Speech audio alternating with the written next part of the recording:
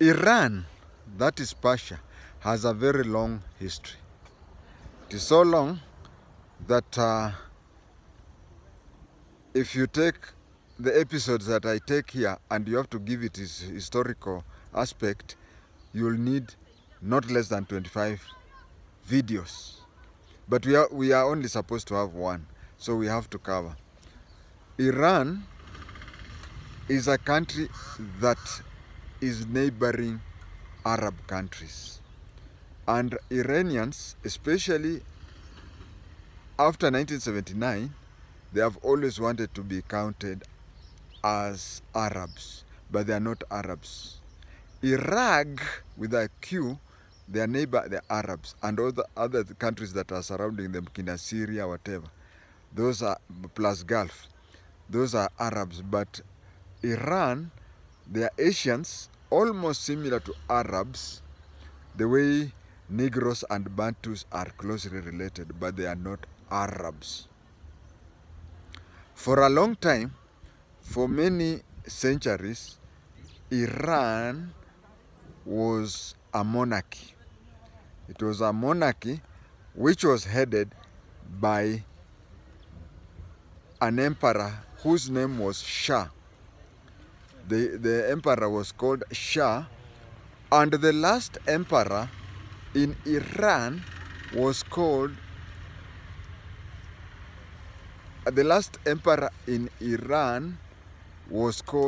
Mohammed Reza Pahlavi.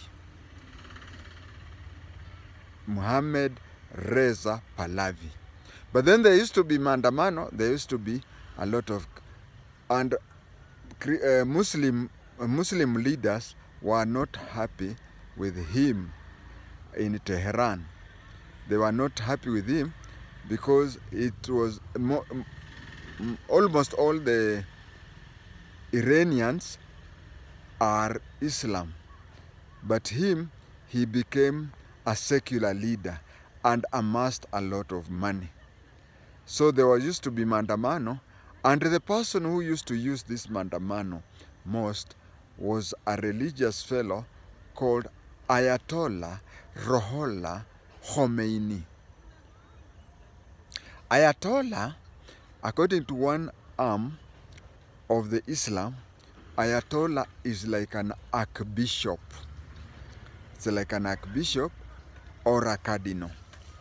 So one of the religious people there who was very much into the religion was called Ayatollah Ruhollah Khomeini.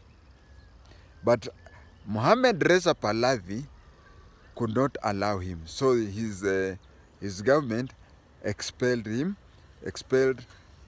Ayatollah Ruhollah Khomeini, who went and stayed in Paris. So the strikes used to happen. And you know, one of the things that used to annoy them is that Tehran, the whole country, especially Tehran, was converted into a tourist place where tourists would come, and the activities, taking alcohol, women walking scantily, and people walking, couples walking hand in hand, did not please a lot of Muslims. But Mohammed Reza Pahlavi allowed that for the country to gain, not only from the other sources, but mostly from tourism. So Mandamano continued, and Ayatollah Ruhollah Khomeini contacted them from Paris. Then in 1979, things got out of hand. Things got out of hand so that the Shah Mohammed Reza Pahlavi and his family flew away from Iran. When they ran away from Iran, they into exile.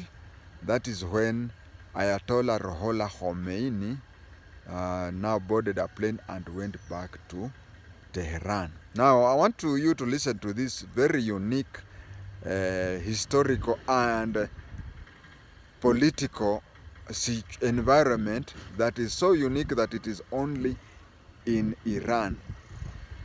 You'll find that I said Ayatollah is like a cardinal or even an archbishop. So we have several Ayatollahs. But then this one, since he used to coordinate the religion, he placed himself as the spiritual leader, of the country. So he became a spiritual leader, and then the country had to produce a president and a prime minister. Remember, when it was producing a president and a prime minister, it used to have only the Shah, who was an emperor, Shah Mohammad Reza Pahlavi, and a prime minister. But now we had Ayatollah, whose position is a religious leader for the whole country. And then we have the Iranian president. We have the Iranian president under him, and then we have the prime minister. So that is how he became. He later died, and there was another Ayatollah, Khamenei, who took over. Now this is how the whole situation is. We have a committee that is called, we have ministers, we have MPs, and we have whatever. But then we have a committee that is called Religious Council, which is chaired by the Ayatollah. We still have several Ayatollahs, not just in Iran. We have Ayatollahs in various countries. But I'm talking of Ayatollah. We also have several Ayatollahs. We also have several Ayatollahs in Iraq, in Iran. But we have several Ayatollahs in Iran, but this one is called the country's spiritual leader. Just like in some churches, we have a presiding bishop. You get a church with so many bishops, and then we say a presiding bishop who is considered senior to others. But then the Ayatollah, who is spiritual leader of the country, is one. The others just continue with. So this country has a council that is called, the council is called Religious Council. It is called Religious Council, and its work is to vet people. There is a president. You see, a president is allowed to serve one term and renewable. So there's a president who after being elected, became friendly to the West. So when the time came for him to seek for re-election, this religious council disqualified him. This religious council, if you are an elderly Kenyan who was there during our time, you may remember what we used to have as KANU disciplinary committee headed by David Okiki Amayo. So the religious council used to perform the same duties like those ones. The religious council used to perform duties similar to what KANU disciplinary committee did. So here we have actually the Iranian government, Iranian government or even constitution is similar to the French, where power is shared between the president and the prime minister. But then there is somebody above them whose position is a religious leader. So when he looks at you and says that you are not religiously capable, then your name does not even appear on the ballot paper to be an MP, leave alone the president. As I've finished, but I wanted to say something very unique that happened in Iraq. When Ayatollah Ruhollah Khomeini came, university students went and surrounded. You see, we have the international convention. It is called Geneva International Convention, which bars anybody stepping into the compound of an embassy.